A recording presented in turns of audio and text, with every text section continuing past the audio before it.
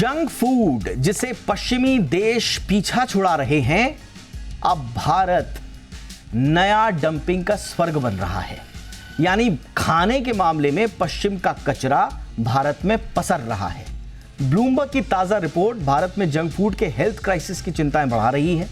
Report बताती है कि global packaged food and beverage industry अब अगली जमीन तलाश कर रही है और भारत उनके लिए बेहद उपजाऊ साबित हो रहा है। कुछ डेटा आपको बताते हैं और ग्राफिक्स के जरिए बताते हैं कि इस रिपोर्ट में क्या क्या कहा गया है।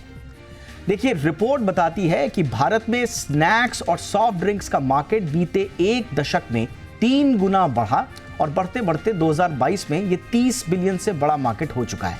यानी भारतीयों को जंक फूड काफी पसंद आ रहा है। इसी रिपोर्ट के हवाले से अब जरा भारत में जंक फूड से जुड़े हुए आइटम्स की सेल्स ग्रोथ पर नजर डालिए, जो आपको ग्राफिक्स में दिख रहा होगा। ये है ब्रेकफास्ट सीरियल्स की बात।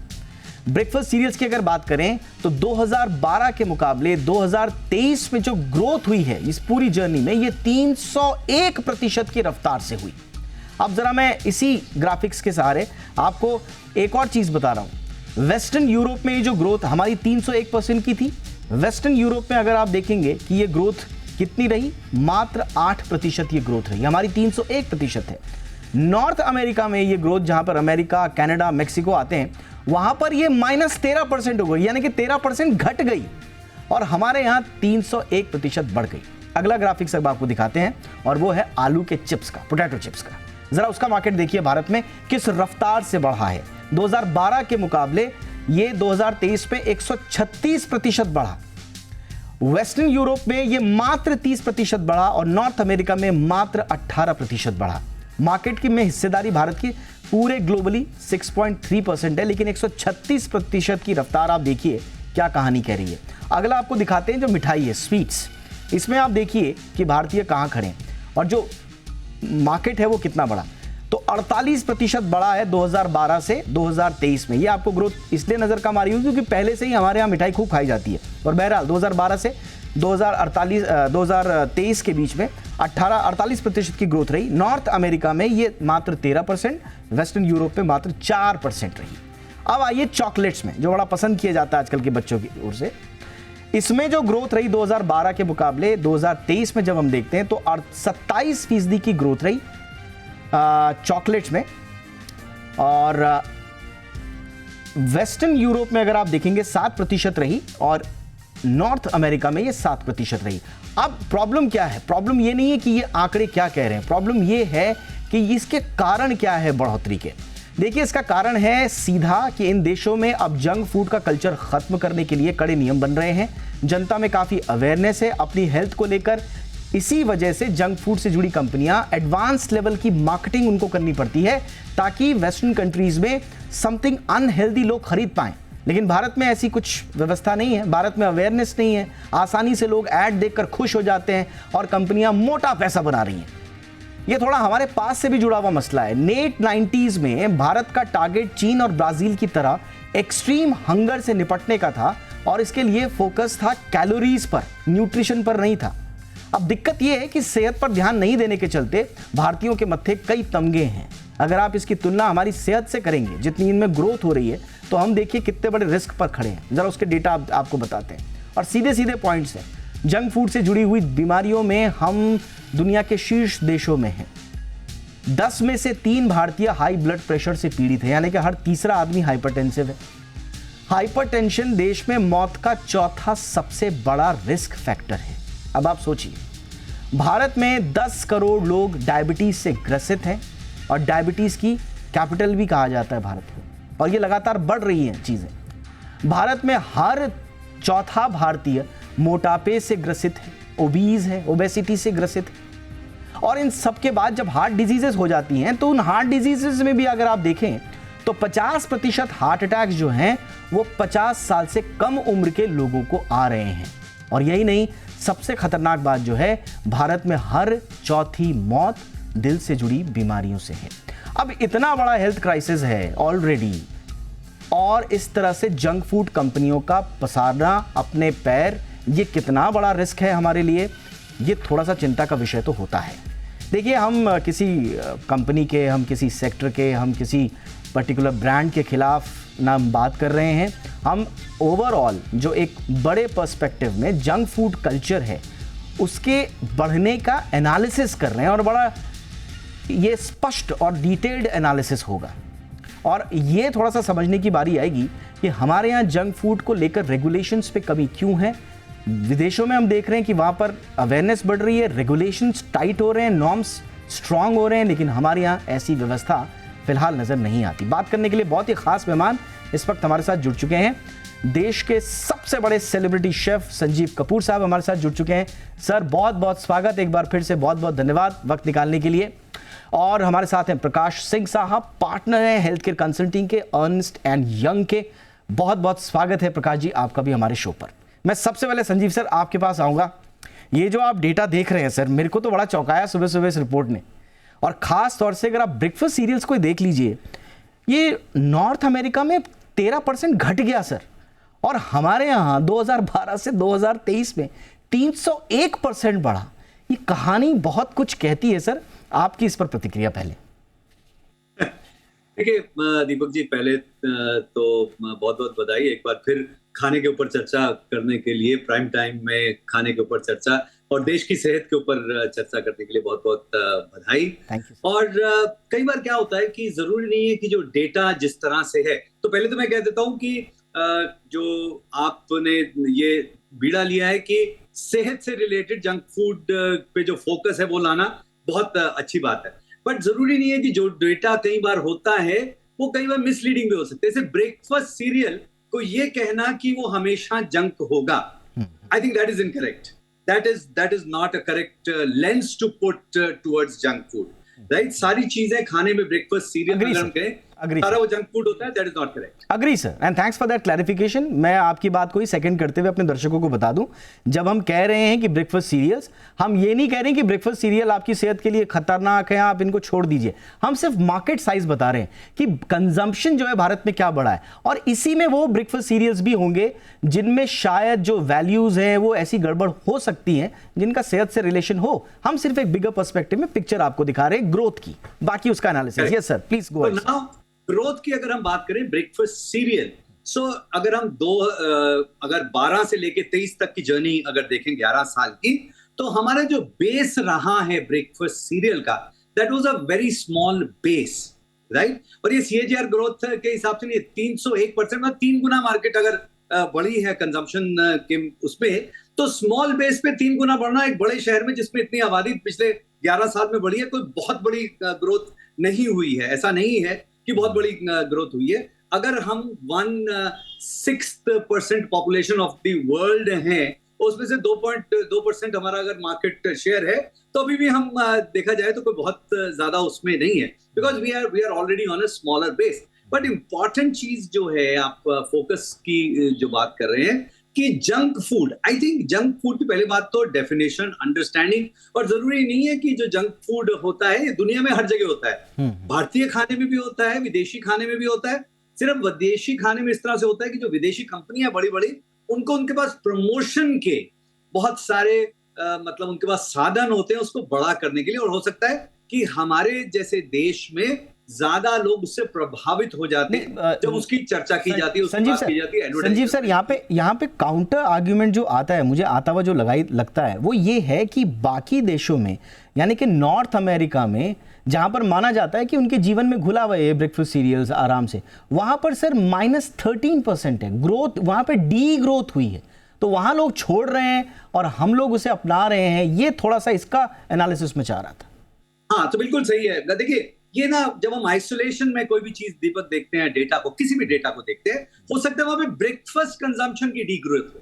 जैसे ऑयल जो है वहां पे डी ग्रोथ हो रहा है कंजम्पशन में, so there is a population degrowth, there is a overall breakfast degrowth. Breakfast consumption अगर डी ग्रो कर जाएगा तो सारी चीजें डी ग्रोथ कर जाएंगी, और उसमें ब्रेकफास्ट सीरियल एक पार्ट होगा। So we have to see data in totality, I would say, but I think larger part is कि हमारे देश में हमें क्या अपने जंक फूड को कम करना चाहिए। क्या हमारी ऐसी चर्चाएं और होनी चाहिए कि लोग ज्यादा सोचें कि हम क्या खा रहे हैं, क्या ऐसे रेगुलेशन होने चाहिए, क्या उसकी अवेयरनेस की चीजें ज्यादा होनी चाहिए, क्या बातें ज्यादा होनी चाहिए? Yes, sir. 100%, 100%, Absolutely, no sir. Question asked. So I would आपने से कि आपने बहुत इंपॉर्टेंट बात बोली सर, संजीव सर, आपने बहुत इंपॉर्टेंट बात बोली कि लोगों को पता होना चाहिए कि वो क्या खा रहे हैं।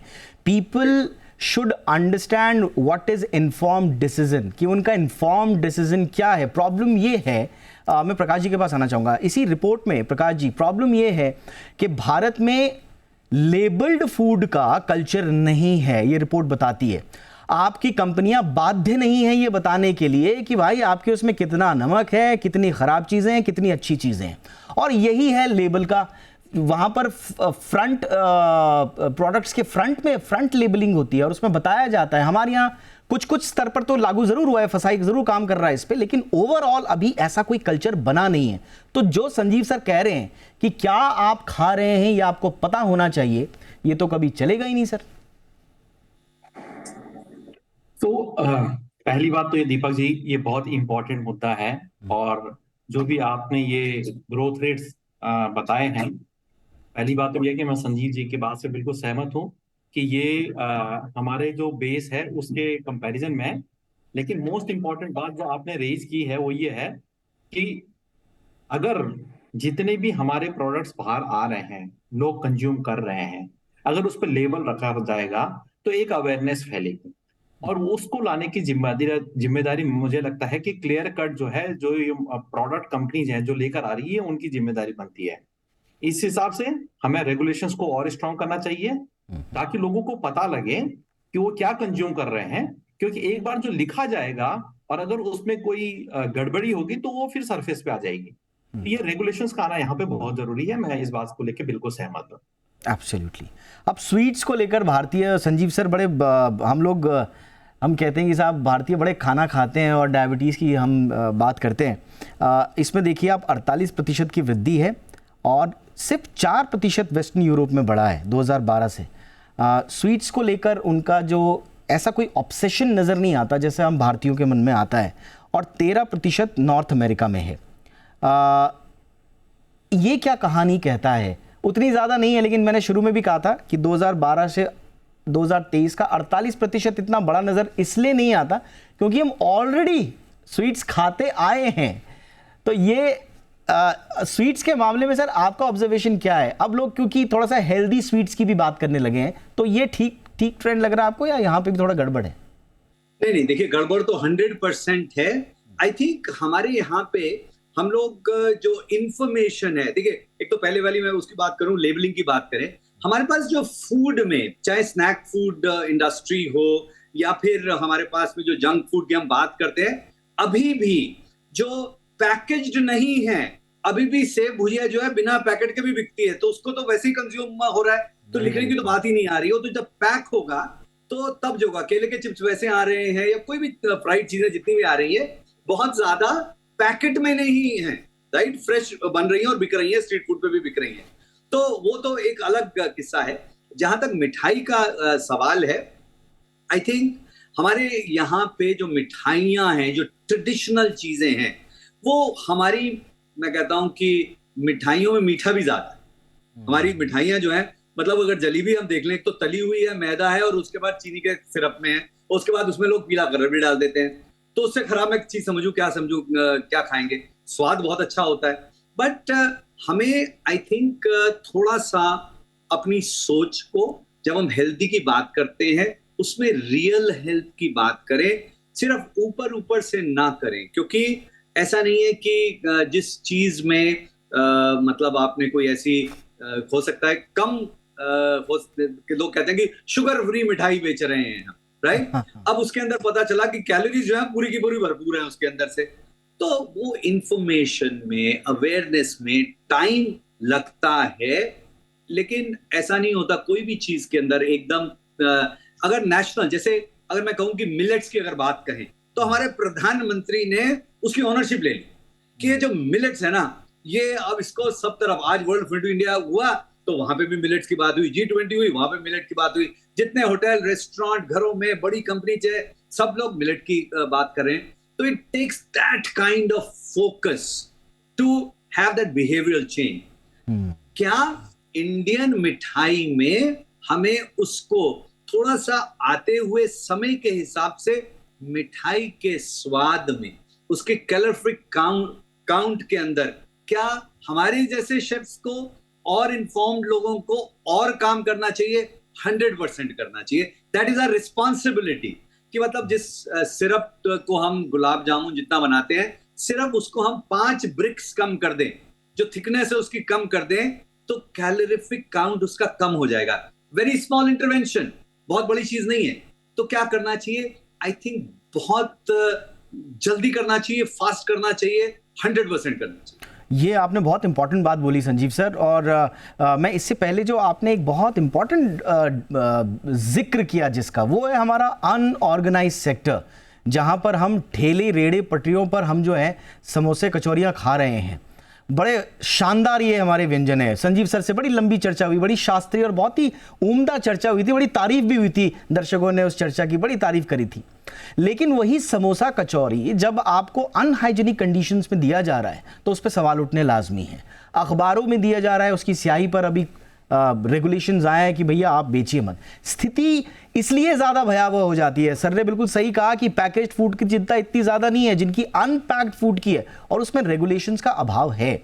ऐसे में प्रकाश जी, हम अभी सिर्फ, मैं एक बार फिर से ब्रेकफास्ट सीरियल की बात करूंगा, और ऑलमोस्ट ब्रेकफास्ट सीरियल हो, चाहे स्वीट्स हो, चॉकलेट हो या पोटैटो चिप्स हो, 2 से 6% का मार्केट ही है अभी इंडिया में, और अभी ये बढ़ने की बहुत गुंजाइश रख रहा है। बहुत सारी कंपनीज आएंगी ये पेनिट्रेशन के लिए, क्योंकि भारत का कंजम्पशन बढ़ रहा है, भारत में लोगों के पास पैसा आ रहा है, हम मिड इनकम कंट्रीज बन रहे हैं बड़ी तेजी से, और हम कंज्यूमर मार्केट 2027 में दुनिया के सबसे बड़े कंज्यूमर मार्केट बन जाएंगे, और 30 में तो हमारा युवा सबसे बड़ा कंज्यूमर होगा दुनिया का। ऐसे में ये सारी कंपनीज आएंगी, लेकिन इनका स्वागत कैसे हो प्रकाश जी?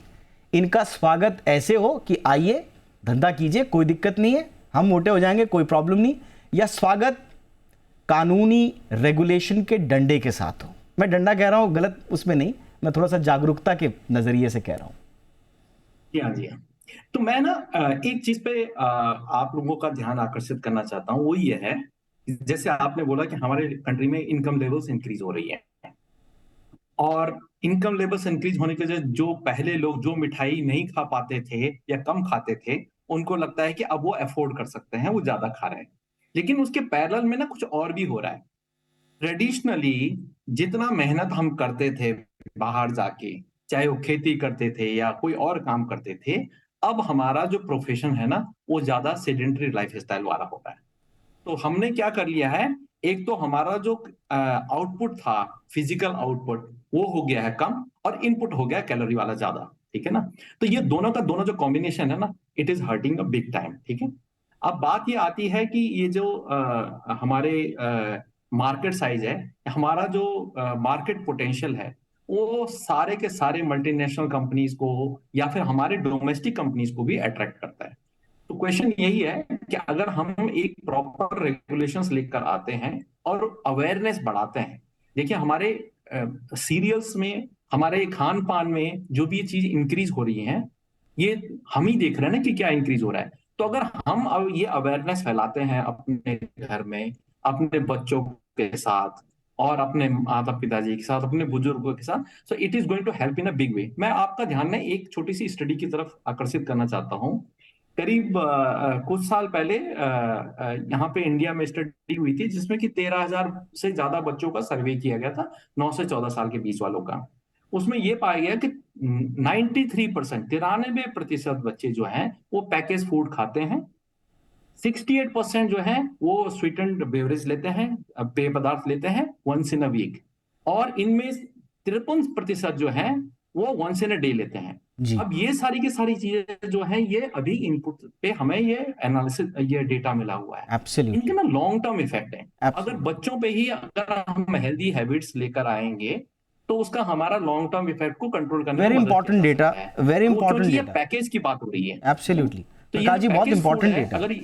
एब्सोल्युटली ये इंपॉर्टेंट डेटा है, क्योंकि ब्लूमबर्ग की इस रिपोर्ट में 1975 से 2023 के बीच में 10 साल से कम उम्र के बच्चों का मोटापा का भी कंपैरिजन किया गया है, और ये भी थोड़ा सा डेटा थोड़ा सा चिंताजनक स्थिति में पैदा करता है। इसलिए हमें हर तरह से सतर्क होने की आवश्यकता है।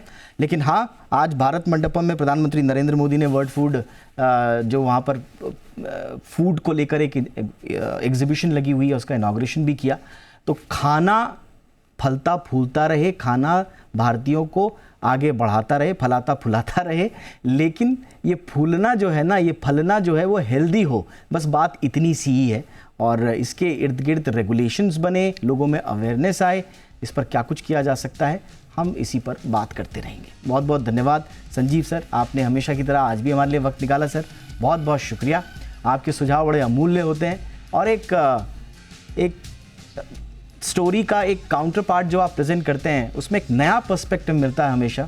उसके लिए बहुत बहुत धन्यवाद सर। प्रकाश सिंह जी, आपने भी वक्त निकाला अपने बिजी शेड्यूल से, 8:30 बजे का टाइम आपको दिया था सर, और अपना वादा हम पूरा कर रहे हैं। थैंक यू सो मच, बहुत बहुत धन्यवाद आप दोनों महानुभावों का।